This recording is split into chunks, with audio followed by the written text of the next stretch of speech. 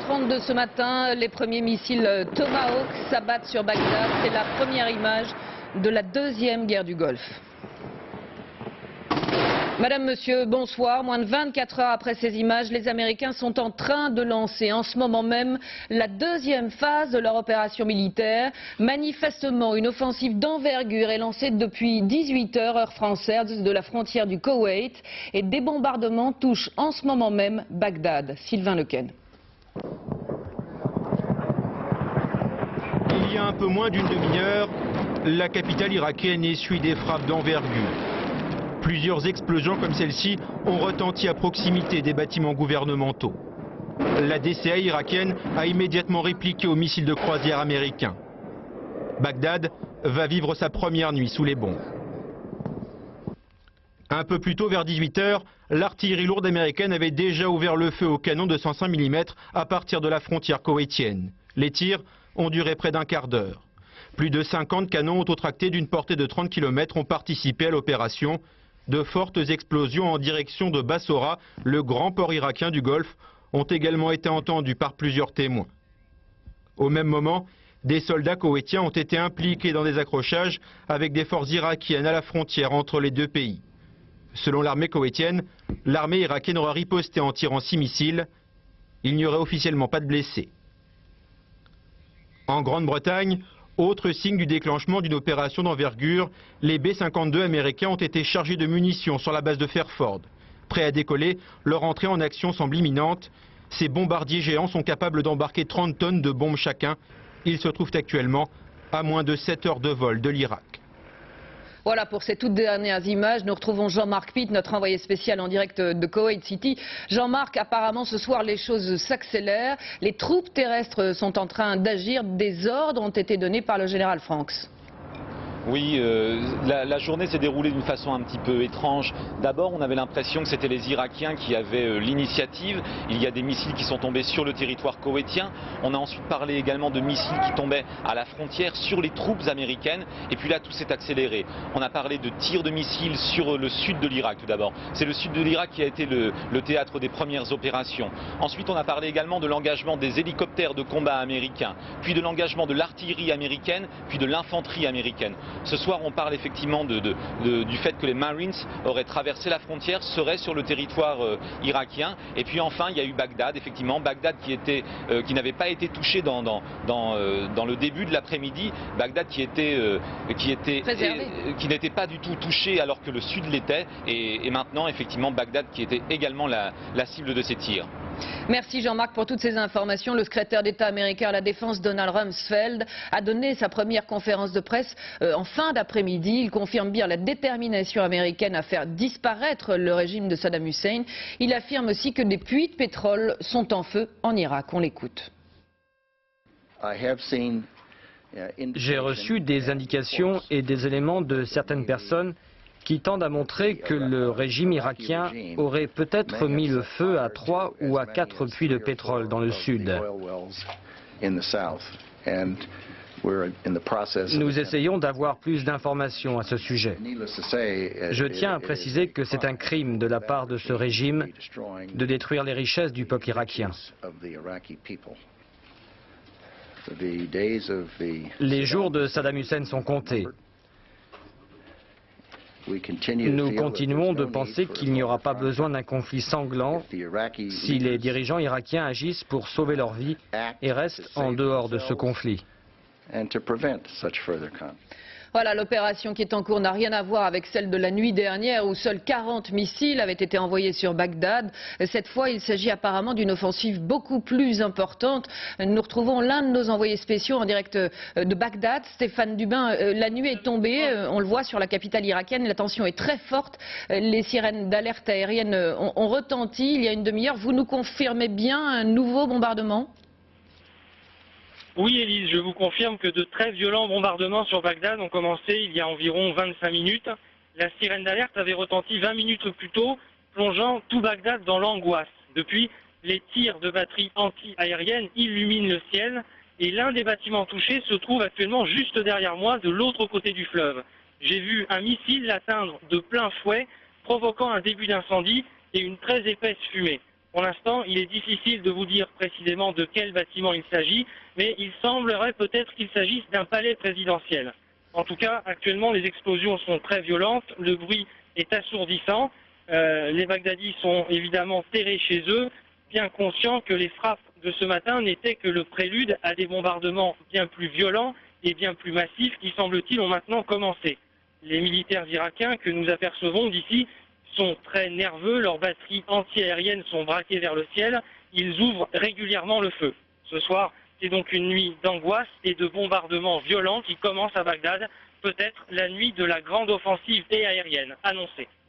Merci Stéphane, vous intervenez bien sûr si vous avez de nouvelles informations et puis soyez prudents car vous allez vivre à nouveau des moments difficiles. Revenons sur les premières heures de l'attaque. La nuit dernière, le scénario n'a pas été conforme à ce que les experts avaient annoncé.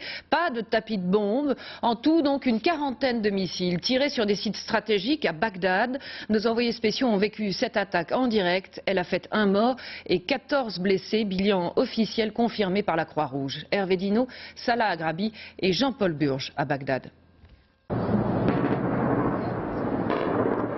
1h30 après l'expiration de l'ultimatum, Bagdad est en guerre. Les avions américains lâchent les premières bombes sur la capitale irakienne. La défense antiaérienne se met en branle, mais son feu n'est pas très nourri. Cette première attaque durera une demi-heure. Après 45 minutes de répit, une sirène retentit. Les bombardiers font un nouveau passage. Les cibles semblent être situées en périphérie du centre-ville. Après cette seconde vague de bombardements, nous nous aventurons dans la ville. Il est 7 h du matin, les rues sont désertes.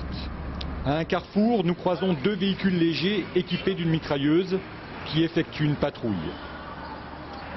L'alerte est passée, les premiers soldats sortent de leurs abris et entonnent immédiatement un chant à la gloire de leur chef.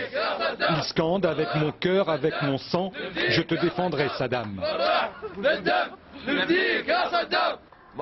Nous croyons à Dieu, nous n'avons pas peur, nous avons une force extraordinaire, rien ne nous arrêtera. Si les Américains attaquent au sol, je vous le dis, moi je les déchire, je les découpe, ils vont voir ce que c'est les Irakiens. Quelques heures plus tard, les autorités irakiennes veulent nous montrer qu'elles contrôlent toujours la situation. Une visite guidée est organisée. Dans chaque rue, des militaires et des civils armés nous saluent. Les magasins sont fermés, mais quelques Bagdadis sont quand même sortis de chez eux. À aucun moment au cours de cette visite, on ne nous montrera les traces des destructions de la nuit. Comme si pour le pouvoir irakien, les bombardements n'avaient jamais eu lieu. Ces premières frappes limitées constituent en quelque sorte une mise au point américaine à destination du peuple irakien. Le message est le suivant. La cible, c'est Saddam Hussein et sa clique et non pas la population. Les Irakiens craignent pourtant que dès ce soir, les bombardements s'intensifient. Et c'est effectivement ce qui est en train de se passer. Je vous confirme qu'un bombardement a lieu en ce moment même sur Bagdad. L'offensive militaire contre l'Irak commence pour de bon ce soir, affirme à l'instant un responsable militaire britannique. Vous l'avez compris, c'est bien Saddam Hussein lui-même qui était visé par cette première série de bombardements la nuit dernière. Le Pentagone a parlé d'une opération de décapitation. Apparemment, c'est une information d'un service de renseignement américain qui serait à l'origine de ces tirs de missiles très ciblés. Patrick Esther. 4 h du matin, le croiseur USS Donald Cook tire la première salve de Tomahawk, des missiles de croisière capables de voler sur plus de 2000 km vers une cible localisée au préalable, et ceci en suivant en rase-motte les courbes du relief. Le porte-parole de la marine américaine annoncera dans la matinée que 4 croiseurs et 2 sous-marins ont lancé au total une quarantaine de Tomahawk, depuis le golfe Persique et la mer Rouge. Quelques chasseurs bombardiers furtifs F-117 auraient également participé à cette opération, décidée dans l'urgence hier soir. Au cours d'une réunion avec ses conseillers de défense, le président Bush aurait appris que les services de renseignement avaient recueilli une information selon laquelle de hauts dirigeants irakiens devaient passer la nuit dans le bunker d'un camp militaire au sud-est de Bagdad. Et parmi eux, peut-être Saddam Hussein. 5 h 30 dans la capitale irakienne, les sirènes retentissent. Puis quelques tirs de DCA. Après 2 heures de vol, les missiles vont s'abattre. Mais par 2 fois aujourd'hui, Saddam Hussein reparaîtra à la télévision. Et cet après-midi, le ministre irakien de l'Information annoncera que les raids ont atteint quelques objectifs non militaires. Des bombardements qui auraient fait un mort et plusieurs blessés civils. Des victimes filmées ici par une équipe de l'agence Reuters à l'hôpital de Bagdad. Ce soir, l'armée américaine évalue l'impact réel de ses premières frappes. Une opération menée grâce aux satellites et aux services de renseignement sur le terrain. Saddam Hussein était visé par les bombardements de la nuit dernière et très vite on a donc annoncé une apparition du président irakien à la télévision. Elle démentirait bien sûr qu'il ait pu être touché par cette première nuit d'attaque, mais il est encore difficile d'affirmer que cette intervention date bien d'aujourd'hui et que c'est bien Saddam Hussein qui s'exprime et non l'un de ses sosies. Luc Laguin-Boucher. La guerre de l'information bat son plein. Dès le début des bombardements, le Pentagone fait savoir que c'est Saddam Hussein en personne et son entourage proche qui ont été visés par les premières frappes. La réponse du Raïs ne tarde pas. 1 heure après les premiers raids sur Bagdad, il apparaît à la télévision irakienne. Interrompant la diffusion des clips à la gloire du président irakien, la télé d'État retransmet un discours de Saddam Hussein. Le président irakien défie celui qu'il nomme le petit Bush, qualifie cette guerre de crime contre l'humanité et promet la victoire à son peuple. Impossible pour l'instant de savoir si le discours a été retransmis en direct, s'il a été enregistré et auquel cas, si l'enregistrement a été fait ou non avant le début de la guerre. À Washington, un responsable américain reconnaît qu'aucune conclusion n'a pu être tirée sur l'authenticité de ce discours ni sur ses conditions de diffusion. Un peu plus tard, lors d'une conférence de presse, le ministre irakien de l'Information, accompagné du ministre de la Culture, précise que Saddam Hussein assume toujours ses fonctions avant de condamner ce qu'il appelle la flagrante agression américaine. Les hauts dignitaires du régime irakien occupent le terrain médiatique.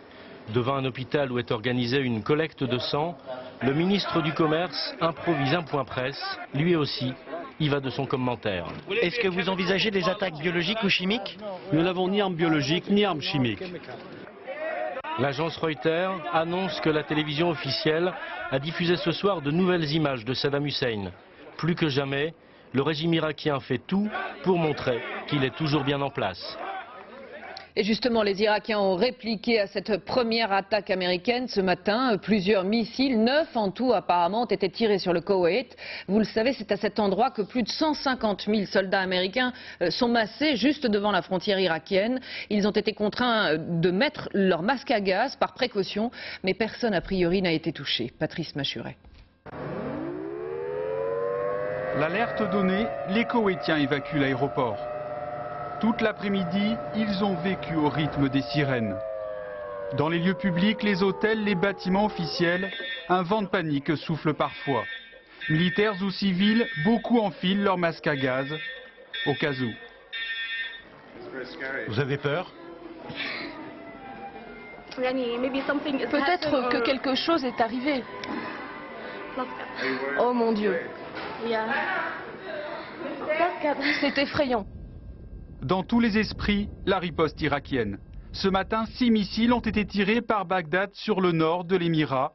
Les cibles, les dizaines de milliers de soldats américains et britanniques stationnés à la frontière irakienne ou à quelques kilomètres de la capitale koweïtienne. Là encore, en plein désert, militaires et journalistes s'équipent en prévention d'une éventuelle attaque chimique, un danger vite écarté. À Koweït City, les autorités ont tenté de rassurer la population et la défense civile reste mobilisée. C'est simplement un abri public qui peut recevoir jusqu'à 500 personnes. C'est pour les gens qui n'ont pas prévu d'abri chez eux ou pour ceux qui sont dehors dans la rue au moment des sirènes. Aujourd'hui, les Koweïtiens ont renoué avec les mauvais souvenirs de la guerre du Golfe. Avec une certitude, ils sont une nouvelle fois en première ligne. Alors regardons de plus près comment se sont déroulées ces premières heures de l'attaque américaine. Il y a eu les tirs de missiles, on en a parlé, mais il y a aussi une guerre invisible menée par des commandos de forces spéciales. Certains d'entre eux sont entrés en Irak il y a plusieurs semaines déjà, et depuis hier, des combats auraient lieu dans la région de Bassora. Pierre Babet. Ces puits de pétrole en feu, c'est le film catastrophe que les Américains ne veulent revoir à aucun prix. Depuis plusieurs jours, ou plutôt plusieurs nuits, une guerre invisible a bel et bien commencé. Loin de la lumière, loin des caméras, mise en image uniquement par des intensificateurs de lumière ou des procédés virtuels. Des unités des forces spéciales parties secrètement des bases ou des bâtiments de la coalition anglo-américaine autour des objectifs irakiens. Ces objectifs sont au cœur du dispositif de Saddam Hussein. Tikrit, le berceau de la dynastie, mais surtout Mossoul au nord et Bassora au sud, les zones pétrolières dont il faut empêcher l'embrasement. Les forces spéciales américaines, ce sont 45 000 militaires, donc pas tous des commandos. Il y a aussi des moyens plus lourds de génie pour le franchissement, pour la préparation de l'assaut des forces plus conventionnelles, les chars ou les transports de troupes blindés. Mais il y a d'autres forces encore plus spéciales, comme les célèbres SAS britanniques, comme leurs homologues australiens ou d'autres pays dont la participation est gardée secrète. De nuit, toujours, ces soldats de l'ombre s'étaient fondus dans les rangs hétéroclites de l'Alliance du Nord pour assiéger les talibans de Ben Laden et de Mollah Omar à Tora Bora, en Afghanistan. Le résultat de leur action n'a jamais été rendu public. C'est la loi de la guerre invisible. On ne connaît d'elle que les échecs. Exemple, aujourd'hui même, le crash d'un hélicoptère des forces spéciales américaines dans le sud de l'Irak. Voilà, direction les États-Unis maintenant où nous retrouvons Marie-Pierre Courtelmont en direct de Washington. Marie-Pierre, comment ont été vécues ces premières heures d'attaque sur l'Irak au Pentagone, l'équivalent de notre ministère de la Défense ? En fait, le Pentagone n'est pas un lieu où l'on bavarde énormément, vous vous en doutez. Mais l'on a pu comprendre effectivement aujourd'hui que le Pentagone avait lancé cette première nuit de frappe pour lancer un coup de semonce qui visait l'état-major de Saddam Hussein. Et c'est dans sa conférence de presse que Donald Rumsfeld a particulièrement mis en garde les officiers irakiens en leur demandant clairement de désobéir. Ne suivez pas les ordres de détruire des barrages ou d'inonder des villages. Ne suivez pas les ordres de destruction des puits de pétrole de votre pays, le secrétaire d'État à la Défense, qui a en fait donné un véritable mode d'emploi à la hiérarchie irakienne pour qu'elle se rende. Alors c'est une stratégie constante du Pentagone depuis plusieurs mois. Le Pentagone qui espère ainsi faire céder l'armée irakienne et s'éviter de rentrer pendant longtemps dans cette stratégie de bombardement comme ceux qui sont actuellement lancés sur Bagdad, alors que la télévision américaine diffuse actuellement en permanence des images d'immeubles en feu à Bagdad. Effectivement, confirmation, des bâtiments sont en flammes dans le sud-est de Bagdad. C'est ce que notre envoyé spécial Stéphane Dubin nous confirmait tout à l'heure en direct en début de ce journal. Revenons sur George Bush qui est intervenu en direct à la Maison-Blanche un peu plus de 30 minutes après le début des frappes sur l'Irak la nuit dernière. Le président américain qui a réaffirmé sa détermination, qui a prévenu que cette guerre ferait des victimes et qui a surtout dit que cette deuxième guerre du Golfe pourrait être longue. On l'écoute.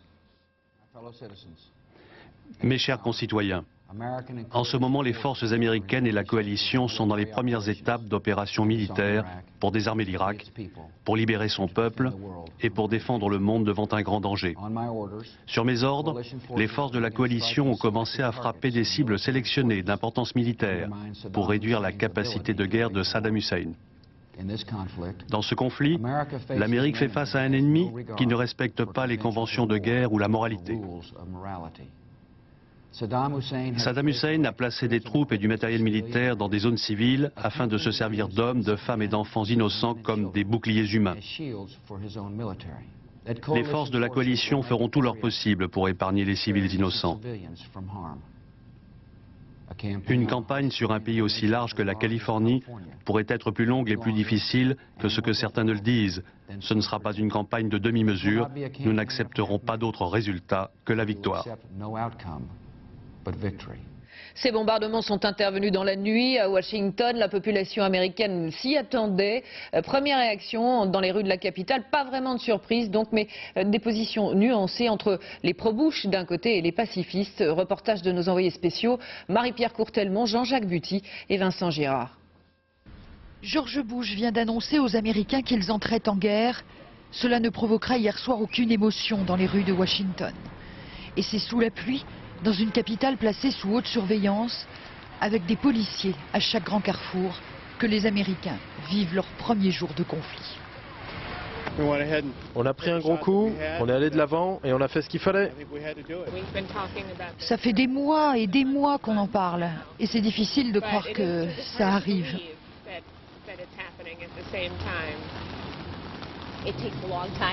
Ça prend beaucoup de temps pour entrer dans les immeubles. Nos sacs sont fouillés. Mais tout le monde a très peur.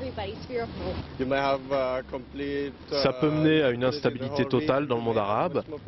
Beaucoup de gens pourraient se ranger contre l'Occident et contre les États-Unis et ça m'affectera.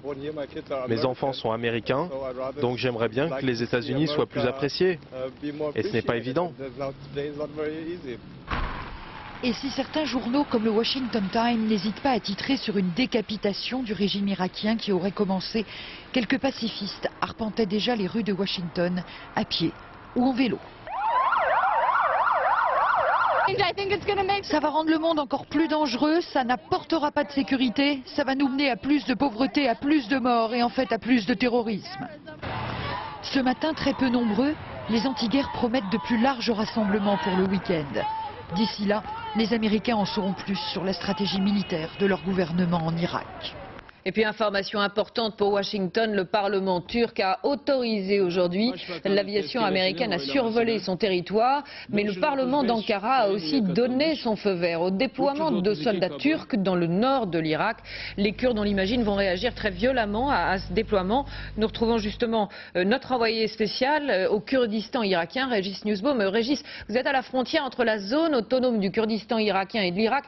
On imagine effectivement des réactions très violentes a priori des Kurdes à cette décision venue de Turquie. Eh bien, écoutez, Élise, si cette décision se confirme et si les États-Unis donnent effectivement leur accord, eh bien, cela pourrait avoir de graves conséquences. Les Kurdes refusent absolument l'entrée des troupes turques, dans le territoire qu'ils contrôlent dans le nord de l'Irak. Pour eux, ce serait tout simplement une invasion à laquelle ils ont promis de résister. Massoud Barzani, le leader de la partie nord du Kurdistan autonome, a annoncé qu'il était prêt à prendre les armes pour se battre contre les troupes turques. Et c'est le même état d'esprit qui règne ici au sud. Vous savez, pour les Kurdes, il y a deux ennemis principaux, Saddam Hussein bien sûr, mais aussi la Turquie qui a toujours empêché la formation d'un Kurdistan. Alors, si demain, il y a des combats entre les troupes turques et les Peshmerga, eh bien, ce sera un scénario catastrophe pour les États-Unis, un scénario qui verra deux de leurs alliés entrer en conflit. Et pour les Kurdes, ici, ce serait ressenti comme une trahison, une nouvelle trahison, après celle de 1991, quand le président George Bush, le père de l'actuel président américain, avait laissé Saddam Hussein écraser la révolte des Kurdes. C'était à l'époque, c'était à la fin de la première guerre du Golfe. Merci Régis. Nous allons maintenant regarder le reportage que vous avez réalisé aujourd'hui au Kurdistan irakien avec Joy Banerjee. La zone frontalière entre ce territoire autonome et le reste de l'Irak a été complètement bouclée par les militaires. Pas de mouvement de réfugiés donc, et les villes de cette zone étaient totalement désertes aujourd'hui. On regarde ce reportage. Voici l'un des derniers postes de contrôle kurdes. Quand nous arrivons, la situation paraît calme, mais nous n'irons pas plus loin. Les quelques Peshmerga qui gardent le poste restent à l'abri derrière ce mur. La nuit dernière, il y a eu des tirs de canon anti-aériens là-bas. Quelques minutes plus tard, nous entendons des tirs de mitrailleuses en provenance de l'Irak. Et pourtant, il n'y a aucun mouvement particulier sur ces collines en face où se trouvent les positions des militaires irakiens. Depuis hier midi, cette route est totalement déserte. Pas de véhicules, pas de réfugiés, personne ne passe. Les Irakiens ont bloqué le passage. À 2 km de là, Chamchamal ressemble de plus en plus à une ville fantôme. Toutes les boutiques sont fermées. La plupart des 57 000 habitants sont partis pour les villages environnants. C'est le maire de la ville qui leur a conseillé de se mettre à l'abri. Avec ses 250 Peshmerga armés, il s'efforce d'assurer la sécurité de ceux qui sont restés. La situation est plus dangereuse aujourd'hui. Avec la guerre, Bagdad a fermé les routes. Ils ont commencé à tirer sérieusement sur nos postes de contrôle. Alors, c'est un jour un peu différent des autres. Ce soir, il ne reste plus à Chamchamal que des hommes, Peshmerga et civils, dont certains ont déjà commencé à marquer la fête du New Rose, le nouvel an des Kurdes, qui débute demain. Pas de grands mouvements de réfugiés au Kurdistan donc, et très peu de réfugiés en Jordanie. 300 d'entre eux sont arrivés ce matin à la frontière. Le gouvernement tient à préciser qu'il s'agit d'immigrés et non pas de population irakienne. Ils ont été installés dans un camp de tentes, rien à voir donc avec ce qui s'était passé en 1991. Venons-en maintenant aux réactions que ces premières heures d'offensive ont provoquées dans le monde entier. Dans l'ensemble, on peut le dire, peu de soutien aux Américains et de nombreuses condamnations, à commencer par celle de Jacques Chirac, qui regrette que la logique de guerre l'ait emporté. On écoute sa déclaration, c'était ce matin à 11h15. La France regrette cette action engagée sans l'aval des Nations Unies. Et je souhaite que ces opérations soient les plus rapides et les moins meurtrières possibles, et qu'elles ne conduisent pas à une catastrophe humanitaire. Quelle que soit la durée de ce conflit, il sera lourd de conséquences pour l'avenir. Mais la France, fidèle à ses principes, primauté du droit, équité, dialogue entre les peuples et respect des autres, continuera à agir pour que les crises qui ensanglantent ou menacent le monde trouvent des solutions justes et durables dans l'action collective, c'est-à-dire dans le cadre des Nations Unies, seul cadre légitime pour construire la paix en Irak comme ailleurs. L'Europe doit prendre conscience de la nécessité d'exprimer sa propre vision des problèmes du monde et de soutenir cette vision par une défense commune crédible. C'est à la réalisation de cette ambition, au service de la paix et de la prospérité, que la France appelle ses partenaires de l'Union européenne, comme ceux qui vont y adhérer. Qu'il s'agisse de la sécurité, de l'économie ou de notre cohésion nationale, je veux vous dire que nous sommes vigilants et entièrement mobilisés.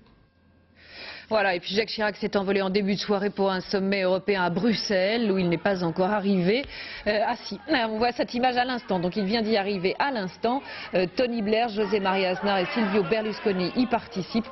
Les trois ailés de Washington qui se retrouveront face à Paris et Berlin. Les fractures européennes vont bien sûr peser sur les débats. Voyons maintenant les autres réactions dans le monde, avec des condamnations très fortes de la Russie, de la Chine et du Vatican. Même sentiment, vous allez le voir, dans les capitales arabes. Magali Saleh.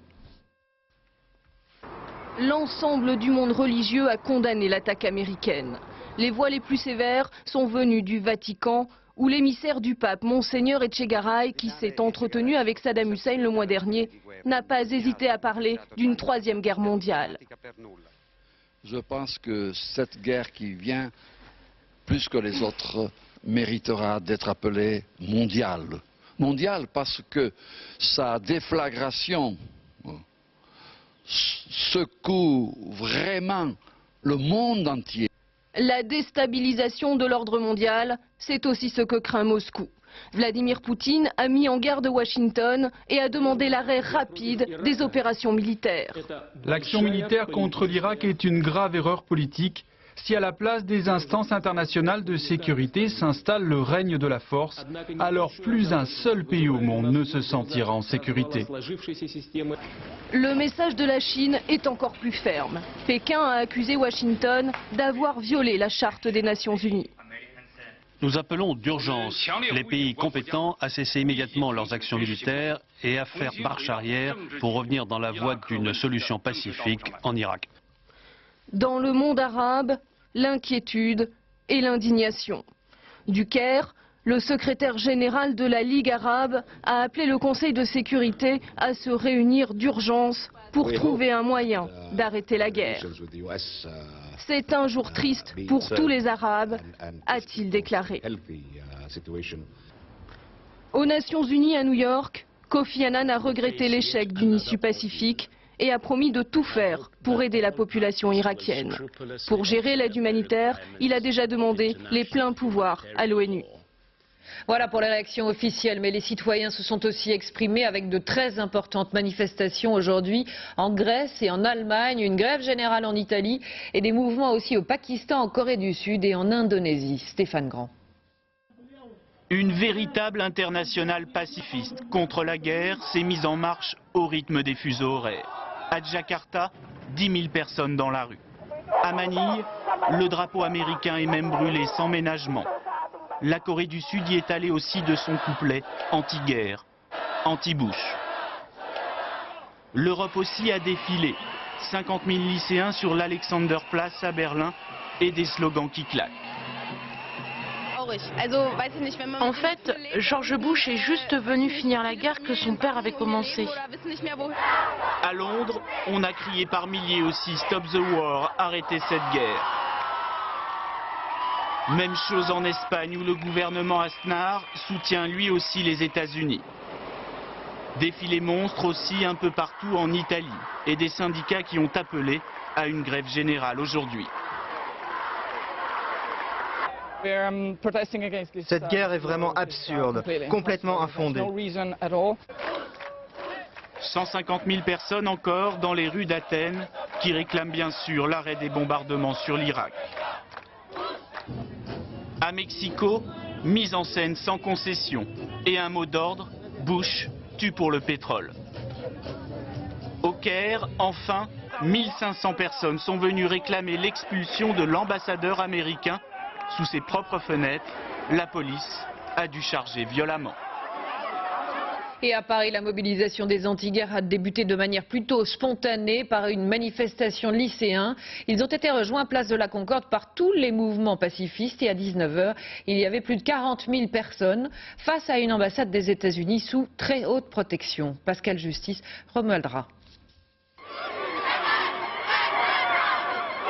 Ils sont jeunes, ce sont tous des lycéens de terminale, première ou seconde. Ils ont séché les cours cet après-midi pour protester contre l'attaque américaine en Irak. J'avais cours d'histoire géo. Bon, maintenant j'apprends que Bourges, il a lancé son ultimatum. Il veut faire la guerre contre l'Irak. Bon, moi je pense que faire la guerre pour du pétrole, ça sert à rien du tout. C'est pas la peine, ça sert à rien du tout. Bon, maintenant la jeunesse elle est là. Bon, on sait qu'on peut rien faire, Moment, on veut montrer ce symbole que ça sert à rien, voilà. Si au départ de la place de la République, ils étaient à peine 5000, très vite, ils ont été rejoints par d'autres lycéens venus spontanément de toute la région parisienne. 12 000 jeunes au cœur de la manifestation, selon les estimations des forces de l'ordre, qui surveillaient le cortège depuis la salle d'information et de commandement de la préfecture de police sur l'île de la Cité.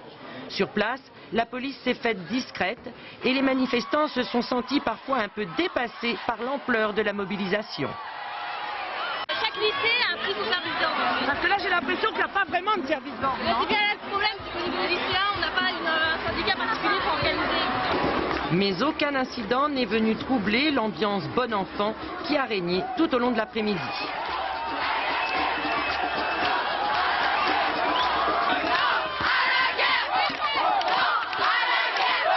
À 16 h, ils sont arrivés, place de la Concorde. Il y avait des gens qui nous rejoignaient, tout le monde chantait, enfin c'était super. Certains sont restés face à une ambassade américaine bien barricadée. Ils ont été rejoints par tous les mouvements pacifistes qui appelaient à manifester ce soir, place de la Concorde. Le cortège vient de partir en direction de Montparnasse. Voilà, donc la manifestation se poursuit à Paris en marge de ce cortège parisien. D'autres se sont formés en province, cette fois manifestation à Nîmes et comme sur ces images à Montpellier avec plus de 2000 personnes dans les rues. Vous voyez là encore beaucoup de lycéens comme un peu partout en province, mobilisation aussi à Marseille et puis dans d'autres grandes villes de France.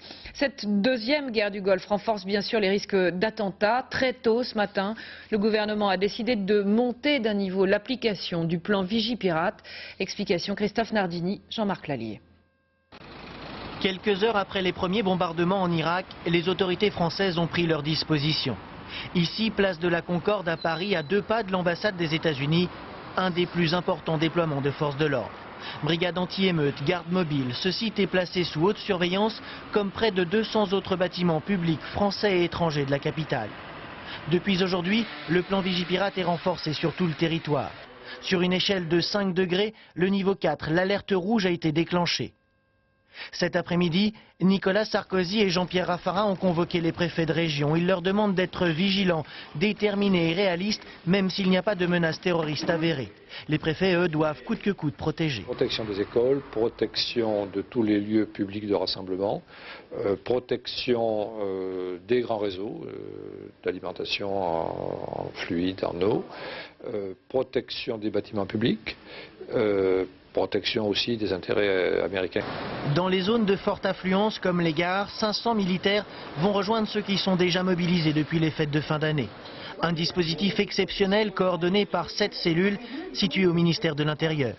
Le centre opérationnel Beauvau est chargé de déployer les forces de l'ordre en temps réel sur l'ensemble du territoire français pour éviter tout débordement et tout incident pendant la durée de la crise. Au niveau politique, toujours, Jean-Pierre Raffarin a convoqué ce matin un conseil des ministres exceptionnel. Tout le gouvernement y assistait. Il s'agit d'envisager toutes les conséquences pour la France au niveau de la sécurité, bien sûr, on vient de le voir, mais aussi au niveau économique. Et justement, les places financières du monde entier semblent bien hésitantes face aux premières heures de cette offensive en Irak. Le CAC 40 a clôturé en baisse de 1,51%. Rien à voir avec ce qui s'était passé en 1991 où il était en hausse de près de 6%. Autre élément important, le pétrole avec a priori peu de problèmes d'approvisionnement mondial. Claude Guénaud, Marie Pouchin. 1,10 € le litre de super samplon 95. À la pompe aujourd'hui, pas de panique sur les prix. Le premier jour de guerre n'a pas eu de véritable incidence. La hausse de l'essence, elle remonte à 6 mois déjà, après le début des tensions avec l'Irak et l'envolée du prix du pétrole. Les premiers bombardements américains, contrairement aux prédictions, ont entraîné les cours à la baisse. Et le déclenchement de la première frappe cette nuit s'est traduit de nouveau par une nouvelle baisse des cours. On a reperdu finalement en l'espace de 4 jours pratiquement tout ce qu'on avait gagné en 4 mois. Ce qui a rassuré les compagnies pétrolières, c'est aussi la réunion de l'OPEP à Vienne aujourd'hui. Les pays producteurs qui sont engagés à augmenter leur production pour remplacer le pétrole irakien, levant ainsi les dernières inquiétudes. Si d'aventure l'intervention ne se déroulait pas exactement de cette façon très optimiste, on devrait s'attendre à de nouveau une correction des cours à la hausse, donc de nouveau une hausse des cours, parce que, encore une fois, l'Irak pourrait résister plus qu'attendu, ou on pourrait avoir des dommages sur des puits de pétrole.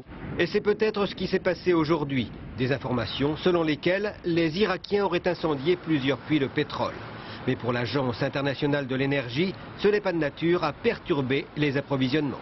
Les puits de pétrole de l'Irak en feu, ce n'est pas un scénario noir, puisque de toute façon, déjà, l'Irak n'exporte plus, ça ne changerait rien.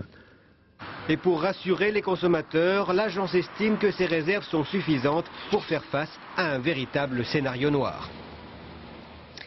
Voilà, je vous rappelle l'information principale de ce journal qui se déroule en ce moment même, le début d'une offensive terrestre et donc d'une offensive américaine et britannique beaucoup plus important. Les Américains et les Britanniques qui sont entrés au Koweït qui sont entrés en Irak et des combats auraient commencé dans cette zone dès 18 h. Pour le moment, on parle plus, il faut le dire, d'accrochage que de combats importants, mais très franchement, on a peu de moyens de vérifier ces informations. Sur le sud de l'Irak maintenant, les commandos des forces spéciales qui étaient là depuis plusieurs jours pourraient être rejoints ce soir par des troupes terrestres qui sont parties donc dans la région de Bassorah. D'après les Irakiens, un hélicoptère américain aurait été abattu sans que l'information ne soit là encore confirmée.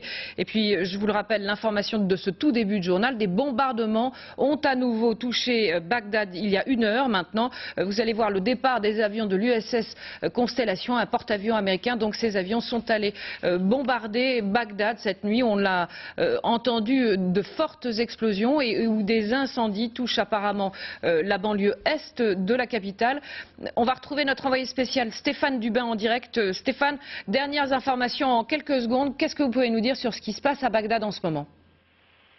Ce que je peux vous dire, Élise, c'est qu'après plusieurs raids très violents, les bombardements ont cessé il y a quelques minutes. La ville est maintenant totalement silencieuse et immobile. Le seul mouvement, c'est la fumée des bombardements qui se dispersent lentement dans le ciel de Bagdad. L'un des bâtiments touchés est, semble-t-il, un bâtiment ministériel. Je l'ai vu exploser à 500 mètres de moi, provoquant d'immenses gerbes de fumée, un début d'incendie et un bruit assourdissant. Stéphane, merci. Après cette terrible explosion, Stéphane, le merci. calme est revenu pour l'instant sur Bagdad. Je suis obligé de vous couper. Vous allez intervenir dans Soir 3 à 23h30. L'information continue sur France Télévisions avec le journal de France 2 maintenant.